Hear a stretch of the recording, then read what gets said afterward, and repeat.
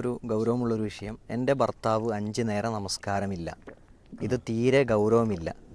എനിക്കിത് സഹിക്കുന്നില്ല. ഞാൻ പ്രാർത്ഥിക്കാറുണ്ട്, അദ്ദേഹത്തോട് നിസ്കരിക്കാൻ പറയാറുണ്ട്. ഇതിനപ്പുറം എന്താണ് ഞാൻ ചെയ്യേണ്ടത്?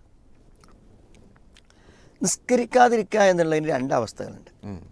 ഒന്നൊരു നിഷേധത്തോടെ നിസ്കാരം, അല്ലല്ല, റസൂലില്ല, അല്ലെങ്കിൽ ഖുർആൻ ദൈവികമല്ല, സ്വർഗ്ഗമല്ല, നരകമല്ല, പരലോകമല്ല എന്നൊക്കെ നിഷേധാത്മകമായി സംസാരിച്ചുകൊണ്ട് ഒരു അവിശ്വാസി എന്ന നിലയ്ക്ക് അല്ലെങ്കിൽ മതം ഉപേക്ഷിച്ച ആളെപ്പോലെ ആയി നിസ്കാരം ഉപേക്ഷിക്കുന്നൊരവസ്ഥ.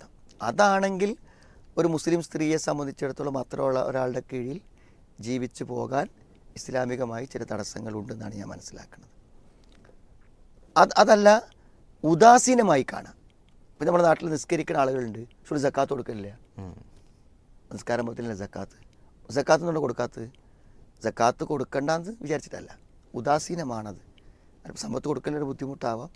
പിന്നെ സ്വാഭാവികമായും അതിനെപ്പറ്റി അത്രേ ഗൗരവബോധം. അപ്പോൾ ഒരു ഗൗരവബോധമില്ലാത്തതിൻ്റെ പേരിലാണെങ്കിൽ അതുണ്ടാക്കി തീർക്കാനുള്ള പരിശ്രമങ്ങളാണ് ആവശ്യം.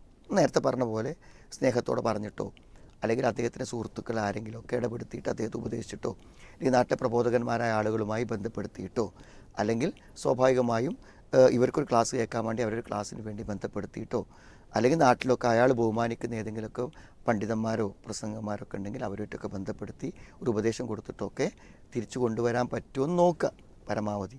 എന്തായാലും നിസ്കാരം നിർബന്ധമായ കാര്യമല്ലേ. മക്കളൊക്കെ വളർന്നു വരുമ്പോൾ അവർക്ക് നിസ്കാരം വരണമെങ്കിൽ അദ്ദേഹം നിസ്കരിച്ച് തുടങ്ങണം. ആ നിലക്ക് ഉള്ള ശ്രമങ്ങൾ നടത്തി നോക്കുക. പിന്നെ അള്ളാഹുവോട് ആത്മാർത്ഥമായി പ്രാർത്ഥിക്കുക. ഒരു വലിയ ആഗ്രഹമാണല്ലോ, തീർച്ചയായും വലിയ ഉണ്ടാവേണ്ട ഒരു നിർബന്ധമായ മാറ്റമാണ്. അത് ഉണ്ടാവാൻ വേണ്ടി പരമാവധി അവർ ചെയ്യുകയും പ്രാർത്ഥിക്കുകയും ചെയ്യട്ടെ എന്ന് നമുക്ക് പറയാൻ പറ്റുള്ളൂ.